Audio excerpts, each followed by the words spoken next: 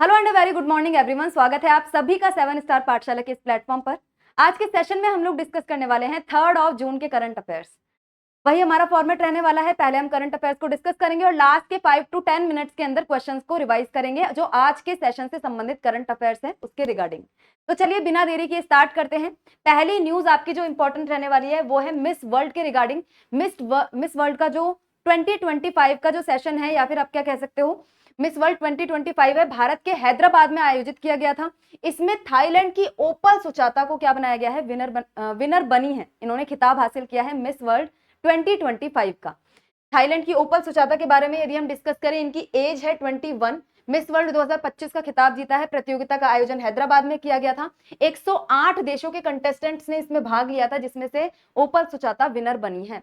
भारत की नंदिनी गुप्ता टॉप 20 में शामिल हुई थी। टॉप 20 तक भारत था, उसके बाद भारत की हिस्सेदारी वहां से खत्म हो गई। जो नंदिनी गुप्ता है उनको टॉप 8 में जगह नहीं बना पाई। वो नंदिनी गुप्ता को टॉप मॉडल का खिताब भी दिया गया है। ठीक है, नंदिनी गुप्ता टॉप 20 तक गई थी और उन्हें टॉप मॉडल का खिताब मिला है, इतना भी याद रखना है।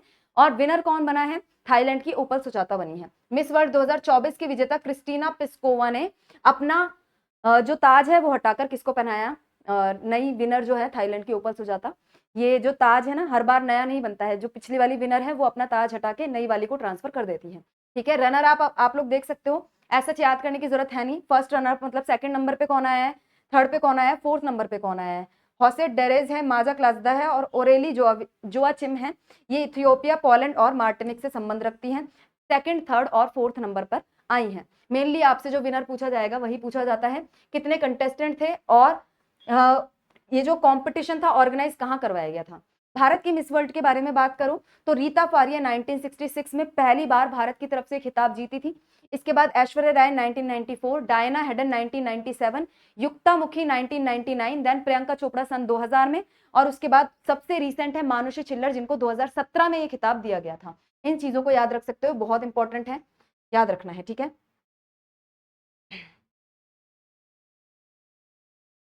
चलो, भारत के डी गुकेश ने नॉर्वे शतरंज 2025 में मैग्नस कार्लसन को हराया। डी गुकेश चेस के प्लेयर हैं, भारत को बहुत अच्छे से रिप्रेजेंट कर रहे हैं। आप सभी इनके बारे में पहले से जानते होंगे। अब इन्होंने क्या किया है, नॉर्वे चेस चैंपियन, नॉर्वे जो शतरंज 2025 है ये चैंपियनशिप हुई है, जिसके अंदर उन्होंने मैग्नस कार्लसन को हराया है। मैग्नस कार्लसन बहुत बड़े प्लेयर हैं, वर्ल्ड पे नंबर 1 रैंकिंग ये रखते हैं। ठीक है, क्लासिकल चेस में इन्होंने हराया है किसको? मैग्नस कार्लसन को। पहली बार इन्होंने क्लासिकल चेस में मैग्नस कार्लसन को हराया। क्लासिकल चेस क्या होता है ये भी हम देखेंगे। इससे पहले आप ये देखो कि डी गुकेश ने वर्ल्ड के नंबर 1 मैग्नस कार्लसन को नॉर्वे चेस टूर्नामेंट 2025 के छठे राउंड में क्लासिकल चेस के अंदर हराया। डी गुकेश अब 8.5 अंकों के साथ कितने नंबर पे आ गए हैं? थर्ड नंबर पे आ गए हैं। और जबकि कार्लसन और फाबियानो कारुआना अमेरिका से संबंधित है, जो कि 9.5 रेटिंग के साथ कहां पे आते हैं? फर्स्ट नंबर पे संयुक्त रूप से आते हैं। इसके साथ ही दिसंबर 2024 में डी गुकेश का नाम तब भी बहुत ऊपर आया था जब इन्होंने चीन के डिंग लेरैन को हराया था। चीन के डिंग लेरैन को हराकर वर्ल्ड चेस चैंपियनशिप जीती थी, तो तब ही इनका नाम बहुत ज्यादा सुर्खियों में आया था। गुकेश 18 साल की उम्र में यह खिताब जीतने वाले सबसे युवा खिलाड़ी बने। ये चीज याद रखनी है। ठीक है, दिसंबर में जब 2024 में गुकेश ने डिंग लेरैन को हराया तब उनकी उम्र 18 साल थी और वो 18 साल में वर्ल्ड चेस चैंपियनशिप जीतने वाले सबसे युवा खिलाड़ी बने थे। ठीक है, आगे बढ़ते हैं। इसके बाद हमने देखा 1985 में गैरी कॉस्परोव ने 22 साल की उम्र में खिताब जीता था। गुकेश ने 18 साल में जीता, इससे पहले गैरी ने जीता था 1985 में 22 साल की उम्र में। अब गुकेश क्या बन गए हैं? वर्ल्ड चेस चैंपियनशिप जीतने वाले सबसे युवा खिलाड़ी बन गए। 18 साल की उम्र में उन्होंने खिताब अपने नाम किया है। वर्ल्ड चेस चैंपियनशिप जिसमें उन्होंने डिंग लेरैन को हराया था। ये हम दूसरी वाली की बात कर रहे हैं। अभी जो न्यूज बनी है वो नॉर्वे चेस चैंपियनशिप को लेकर बनी है, नॉर्वे चेस टूर्नामेंट को लेकर बनी है। ठीक है, चेस ओलंपियाड 2024 में भी गुकेश ने फाइनल गेम जीतकर भारत को ओपन कैटेगरी में चैंपियन बनाया था।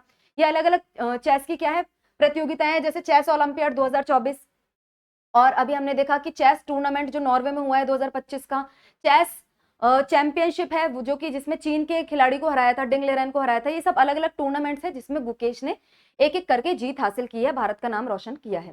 चेस के प्रमुख फॉर्मेट्स की यदि बात करो तो हम क्लासिकल चेस की बात कर रहे हैं कि मैग्नस कार्लसन को पहली बार क्लासिकल चेस में हराया है। क्लासिकल चेस सबसे लॉन्गेस्ट टाइम के लिए खेला जाता है, 90 से 120 मिनट इसका टाइमिंग होता है सबसे लंबे समय के लिए। रैपिड चेस जो होता है 60 मिनट्स, अराउंड 1 आवर के लिए खेला जाता है।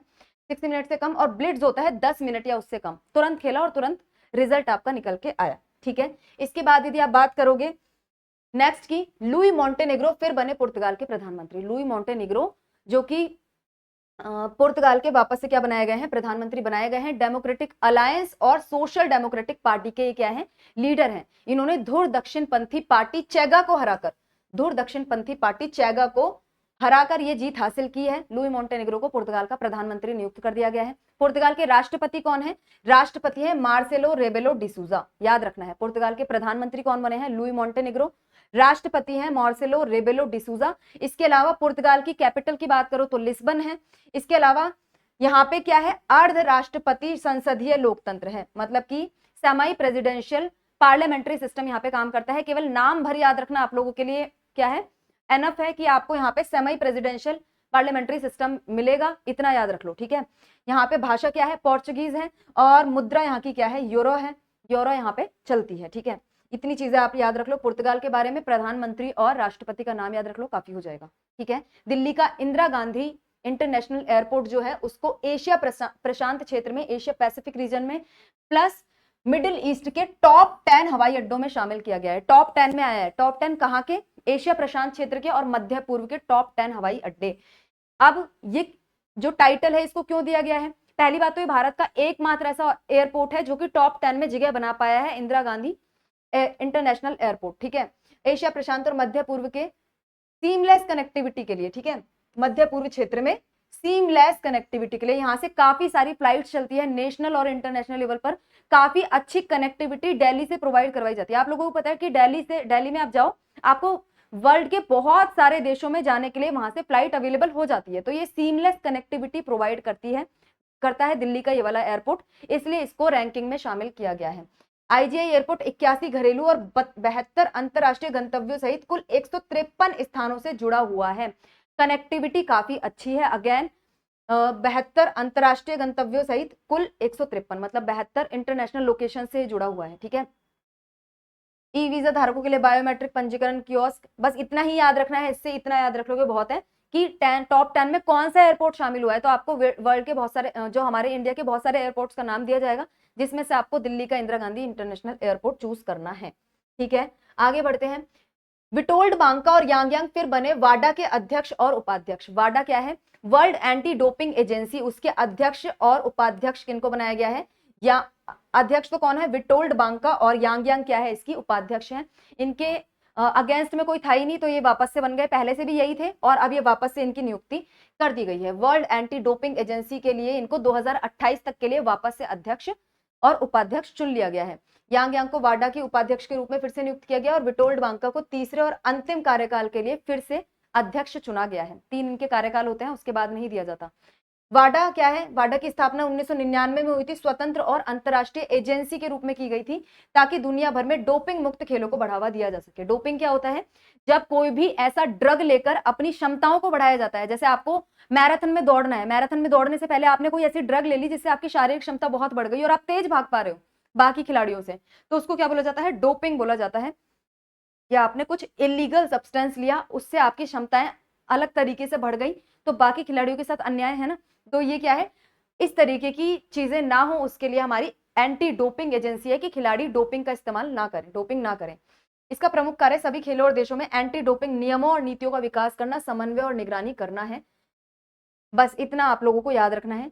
जो हमारे कौन इसके विटोल्ड बांका और यांग इसकी अध्यक्ष और उपाध्यक्ष बनाए गए हैं, ठीक है। आगे बढ़ते हैं। यूपीआई ट्रांजैक्शन में नया कीर्तिमान स्थापित किया गया। मई 2025 की यदि बात करें तो यूपीआई ट्रांजैक्शंस में बहुत वृद्धि हमको देखने को मिली है। इंडिया डिजिटलाइजेशन की तरफ आगे बढ़ रहा है, डिजिटल ट्रांजैक्शंस यहाँ पे बहुत ज्यादा बढ़ते हुए हमें दिखाई दे रहे हैं। तो मई में क्या हुआ है, हमारे पास यूपीआई से 25.14 लाख करोड़ के लेन देन हुए हैं। कितने, 25.14 लाख करोड़ केवल डिजिटल ट्रांजैक्शन हुए हैं। केवल मई की बात हो रही है, काफी बड़ा डेटा है, ठीक है। ये अप्रैल 2025 के 23 लाख से की तुलना में 5% अधिक है। वार्षिक आधार पर मई 2024 की तुलना में 23% की वृद्धि दर्ज की गई है, तब 20 लाख था लगभग। तो मतलब मई 2024 जो लास्ट ईयर है ना, उससे हमने कितनी वृद्धि देखी है, 23% की वृद्धि देखी है। तो आप लोगों को इतना याद रखना है। वैसे ये इतना इंपॉर्टेंट नहीं है क्योंकि हर महीने का डेटा चेंज होता रहता है, लेकिन जब कभी डेटा काफी एकदम से उछाल मारता है ना, तो उस चीज को हम डिस्कस करते हैं, क्योंकि ये क्या है, एक ट्रेंड प्रदर्शित करता है कि भारत डिजिटलाइजेशन की तरफ आगे बढ़ रहा है। ठीक है, national payment corporation of India, NPCI, ये इंपॉर्टेंट है। ये क्या है, आरबीआई और इंडियन बैंक्स एसोसिएशन की पहल पर बनी हुई संस्था है जो कि इस तरीके की चीजों को रेगुलेट करती है। भारत में रिटेल भुगतान और निपटान प्रणाली संचालित करती है। ये जो जिस तरीके से यूपीआई वगैरह काम करता है ना, ये सब किसके अंदर आता है, एनपीसीआई के अंदर आता है। ठीक है, यूपीआई क्या है, इसका प्रमुख प्लेटफॉर्म है जिससे रियल टाइम में पैसे भेजे और प्राप्त किए जाते हैं, व्यापारिक लेन देन भी संभव है। ये तो सबको पता होगा, आजकल ऑनलाइन पेमेंट सब लोग करते हैं। यूपीआई से क्या होता है, तुरंत पेमेंट हो जाता है और तुरंत ही हम रिसीव भी कर सकते हैं। ठीक है, एनपीसीआई किसका जॉइंट वेंचर है, आरबीआई और इंडियन बैंकर्स एसोसिएशन का, याद रखना है। ठीक है, आगे बढ़ते हैं। चीन ने एस्टेरॉइड से नमूने कलेक्ट करने के लिए लॉन्च किया तियानवेन-2 मिशन। सबसे इंपॉर्टेंट चीज, क्वेश्चन क्या पूछा जाएगा, तियानवेन-2 मिशन कौन सी कंट्री से रिलेटेड है, तो कौन सी कंट्री से रिलेटेड है, चाइना से रिलेटेड है तियानवेन-2 मिशन। अब किस लिए लॉन्च किया गया है, एक एस्टेरॉइड क्षुद्र ग्रह से नमूने इकट्ठे करने के लिए। क्षुद्र ग्रह हमारे स्पेस में होते हैं और स्पेस में जिस तरीके से हमारे ग्रह क्या कर रहे हैं, चक्कर काट रहे हैं ना, इधर उधर से स्पेस में घूम रहे हैं, इसी तरीके से एस्टेरॉइड भी घूमते रहते हैं। तो ये एस्टेरॉइड से नमूने कलेक्ट करने के लिए, सैंपल्स को कलेक्ट करने के लिए चीन ने मिशन लॉन्च किया है, तियानवेन-2 मिशन। याद रखना है, तियानवेन-2 किसका है, चाइना का मिशन है। और ये जो क्षुद्र ग्रह है ना, क्षुद्र ग्रह का नाम क्या है, 2016 H03, जिससे क्या भी बोला जा रहा है, कामो ओलेवा, कामो ओलेवा। ठीक है, इसका मिशन उस क्षुद्र ग्रह से नमूने इकट्ठे करना और उन्हें पृथ्वी पर वापस लाना है। इसे पृथ्वी के निर्माण और जल की उत्पत्ति के बारे में पता चलेगा। यही लगभग साइंटिस्ट सब पता करना चाहते हैं कि निर्माण कैसे हुआ था और अर्थ कैसे किस तरीके से काम करती है, कितने टाइम पहले ये सब चीजें हुई थी, कब से सब चीजें चल रही है ना। तो उत्पत्ति और विकास से संबंधित जानकारी इन क्षुद्र ग्रहों के सैंपल के माध्यम से बहुत अच्छे से हमें पता चल सकती है। इसलिए ही इस तरीके के मिशन लॉन्च किए जाते हैं। यह लॉन्च चीन के सियुचान प्रांत के जिनजियांग सैटेलाइट लॉन्च सेंटर से लॉन्ग मार्च 3B रॉकेट द्वारा छोड़ा गया। इतना याद रखना जरूरी नहीं है, केवल तियानवेन-2 मिशन किससे रिलेटेड है, एस्टेरॉइड से सैंपल कलेक्ट करना है। उस एस्टेरॉइड का नाम क्या है, कामोवेलेवा। और तियानवेन-2 मिशन किसका है, चीन का है, याद रखना है। मिशन लगभग 2 वर्षों में नमूने वापस लेकर आएगा। आगे की मिशन है तियानवेन-3, तियानवेन-4। तियानवेन-3 किस पे भेजा जाएगा, मंगल पे भेजे जाने की बात की जा रही है, और तियानवेन-4 बृहस्पति ग्रह पर जाएगा और वहां से क्या करेगा, वहां पे अपना मिशन करेगा, वहां से सैंपल्स कलेक्ट करेगा, वहां पे देखेगा कि चीजें किस तरीके से इवॉल्व हुई है। ठीक है, तियानवेन-2 के बारे में हमने पढ़ लिया। आगे बढ़ते हैं, नेक्स्ट देखो, कल्याण कुमार को सेंट्रल बैंक ऑफ इंडिया के एमडी और सीईओ के रूप में अनुशंसित किया गया। कल्याण कुमार को क्या बनाया गया है, सेंट्रल बैंक ऑफ इंडिया का एमडी बनाने की घोषणा की गई है। Kalyan Kumar, Central Bank of India, नाम याद रखना है। एफसिब ने पंजाब नेशनल बैंक के वर्तमान ईडी कल्याण कुमार को सेंट्रल बैंक ऑफ इंडिया के एमडी और सीईओ के रूप में अनुशंसित किया है। वर्तमान एमडी और सीईओ एमवी राव का कार्यकाल क्या है, जुलाई 2025 में कंप्लीट हो जाएगा। सेंट्रल बैंक ऑफ इंडिया जिसकी स्थापना कब हुई थी, ये इंपॉर्टेंट है सेंट्रल बैंक ऑफ इंडिया के बारे में। ठीक है, एक तो ये कि नए हमारे एमडी कौन बन रहे हैं वो इंपॉर्टेंट है। फिर उसके बाद देखो, एक तो बेसिक करंट अफेयर इंपॉर्टेंट होता है, एक उससे रिलेटेड उस संस्था का जो इतिहास होता है वो इंपॉर्टेंट होता है। जैसे सेंट्रल बैंक ऑफ इंडिया कब स्थापित हुआ था, 1911 में। सर सोराबजी पोचखनवाला ने इनकी स्थापना की थी। एक ऐतिहासिक सार्वजनिक क्षेत्र का बैंक है जिसका मुख्यालय कहाँ पे स्थित है, मुंबई में स्थित है। यह पहला पूर्ण रूप से भारतीय स्वामित्व वाला बैंक है और जिसके पहले अध्यक्ष सर फिरोज शाह मेहता थे। ठीक है, फिरोज शाह मेहता इसके पहले अध्यक्ष बनाए गए थे और फिलहाल के लिए इसके एमडी के रूप में किसको नामित किया गया है, कल्याण कुमार को, नाम याद रखना है। ठीक है, आगे बढ़ते हैं। राजीव मेमानी को वित्त वर्ष 2026 के लिए सीआईआई का अध्यक्ष नियुक्त किया गया। कन्फेडरेशन ऑफ इंडियन इंडस्ट्रीज का अध्यक्ष किसको बनाया गया है, राजीव मेमानी, नाम याद रखना है। ये जो इंपॉर्टेंट पर्सनैलिटीज होती है ना, उसमें नाम बहुत इंपॉर्टेंट होते हैं। आप सब जानते हो बहुत अच्छे से कि इस तरीके के नाम सीधे एमसीक्यू में वन लाइनर की तरह पूछे जा सकते हैं, तो ये नाम याद रखने हैं। सीआईआई का अध्यक्ष कौन बनाए गए हैं, राजीव मेमानी, जो कि ईवाई इंडिया के चेयरमैन और सीईओ हैं, जिनको क्या बनाया गया है अब वित्त वर्ष 2026 के लिए भारतीय उद्योग परिसंघ का अध्यक्ष नियुक्त किया गया है। वे आईटीसी लिमिटेड के संजीव पुरी की जगह लेंगे।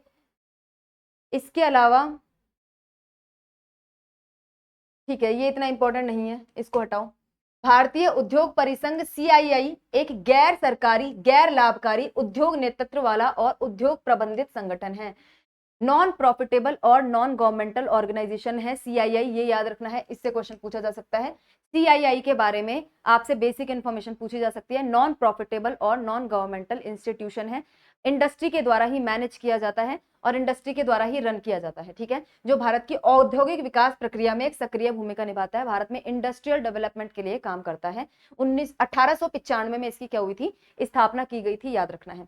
यह संगठन भारत में विभिन्न उद्योगों और व्यवसायों के हितों का प्रतिनिधित्व करता है और सरकार, उद्योग और नागरिक समाज के बीच एक सेतु का काम करता है। सरकार, उद्योग और नागरिकों के बीच एक क्या करता है, सेतु बनाने का काम करता है कि इनकी परेशानी वहां बताई, वहां की परेशानी यहाँ बताई और चीजों को रिजॉल्व कर दिया, ठीक है। यहाँ पे आगे बढ़ते हैं। देखो ये मुकुंदन जो नाम लिखा है ना, मुकुंदन यहाँ पे क्या है, प्रेसिडेंट बनाए गए हैं। जो CII के हमने क्या देखा, ये तो हमारे क्या हो गए, अध्यक्ष हैं। इसके अलावा मुकुंदन प्रेसिडेंट है, जो कि IIT रुड़की के एलमनी है, ठीक है। इतना याद रखने की जरूरत नहीं है, वैसे बस लिखा था तो मैंने आपको बता दिया। भ्रामक विज्ञापनों और ADR से निपटने के लिए आयुष सुरक्षा पोर्टल, आयुष सुरक्षा पोर्टल लॉन्च किया गया है गवर्नमेंट के द्वारा, किस लिए, जिससे कि भ्रामक विज्ञापनों से बचा जा सके। द आयुष सेफ्टी पोर्टल केंद्रीय आयुष मंत्री प्रताप राव जाधव ने लॉन्च किया है। केंद्रीय आयुष मंत्री कौन है, प्रताप राव जाधव है। एक बार ये भी डिस्कस करेंगे कि कौन कौन से मंत्री इस वक्त कौन कौन है। तो फिलहाल के लिए याद रखो, आयुष मंत्री प्रताप राव जाधव ने क्या लॉन्च किया है, आयुष सुरक्षा पोर्टल, ताकि आयुष के क्षेत्र में उपभोक्ता की सुरक्षा और पारदर्शिता को बढ़ावा दिया जा सके, ठीक है।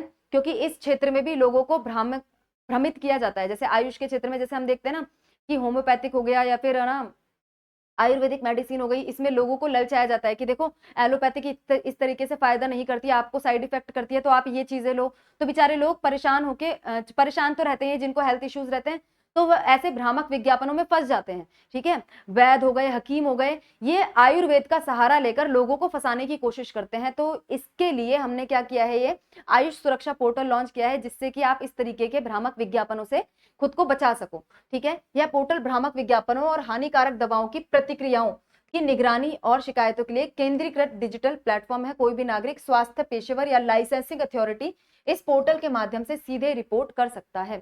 यदि किसी को पता चलता है ऐसा कोई गलत चीज हो रही है, मतलब भ्रामक विज्ञापन प्रस्तुत किए जा रहे हैं, लोगों को फंसाया जा रहा है, तो यहाँ पे रिपोर्ट करा जा सकता है जाके। यह पोर्टल सुप्रीम कोर्ट के 30 जुलाई 2024 के आदेश के अनुसार बनाया गया है, जिसमें सरकार को केंद्रीकृत डैशबोर्ड विकसित करने के लिए कहा गया था।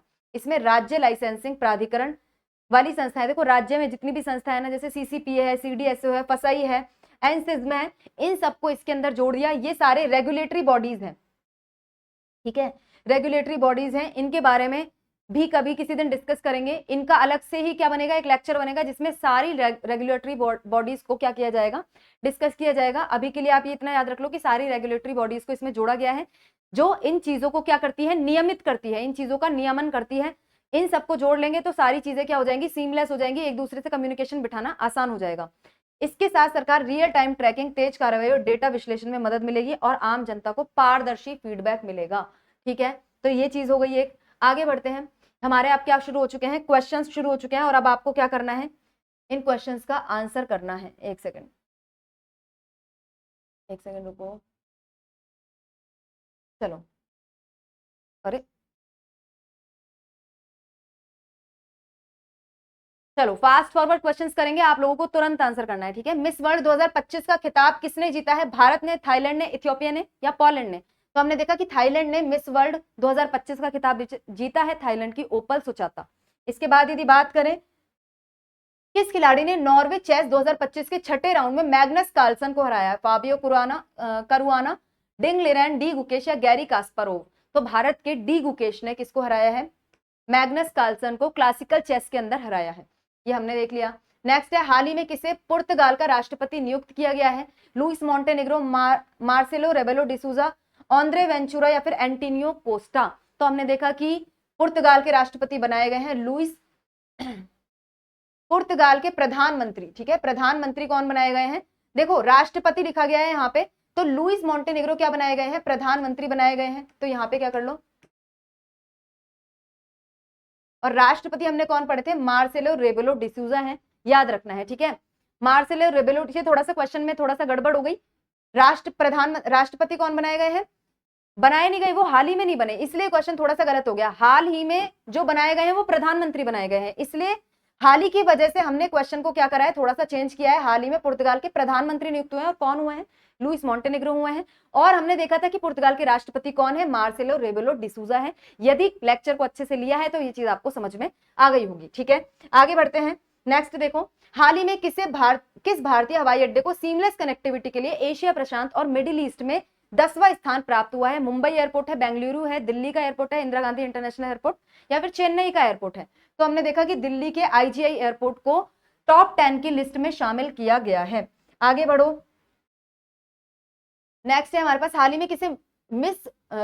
में किसे वर्ल्ड एंटी डोपिंग एजेंसी का अध्यक्ष तीसरे कार्यकाल के लिए और लास्ट कार्यकाल के लिए पुनः निर्वाचित किया गया है? तो ये हमारे आ जाएंगे विटोल्ड बांका। विटोल्ड बांका हमारे क्या है? अध्यक्ष बने हैं। और यांग यांग क्या बनाई गई है?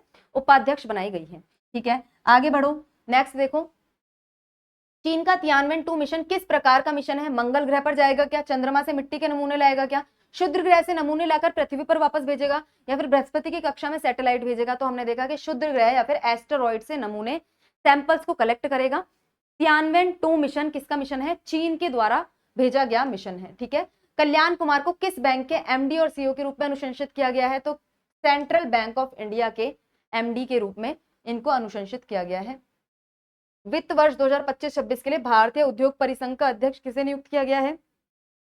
सीआईआई का, कन्फेडरेशन ऑफ इंडियन इंडस्ट्री का चेयरमैन बनाया गया है राजीव मेमानी को। ठीक है, लास्ट क्वेश्चन है, आयुष सुरक्षा पोर्टल का मुख्य उद्देश्य क्या है? नई दवाइयों का निर्माण करना, विदेशी चिकित्सा प्रणालियों को बढ़ावा देना, भ्रामक विज्ञापनों और दवा की प्रतिकूल प्रतिक्रियाओं की निगरानी करना, स्वास्थ्य बीमा योजना लागू करना। तो हमने देखा कि भ्रामक विज्ञापन जो लोगों को क्या करते हैं? भ्रमित करते हैं, लोगों को बेवकूफ बनाते हैं, उनको क्या करना? उन पर रोक लगाना, और जो हमारी दवा की प्रतिकूल प्रतिक्रियाएं हैं उनकी निगरानी करना कि कोई दवाई साइड इफेक्ट ना करे, इस चीज की निगरानी करना। तो ये सारे क्वेश्चंस थे आज से रिलेटेड। आई होप आपने सेशन को अच्छे से देखा होगा, सब क्वेश्चंस को अच्छे से आंसर किया होगा। कोई चीज नहीं आप आंसर कर पाए तो सेशन को वापस से देखो, वापस से समझो, और फिर इसके बाद इसका आंसर करना है। ठीक है, तो आज के सेशन में इतना ही है। मिलते हैं अगली क्लास में अगले दिन के करंट अफेयर के साथ। Thank you very much.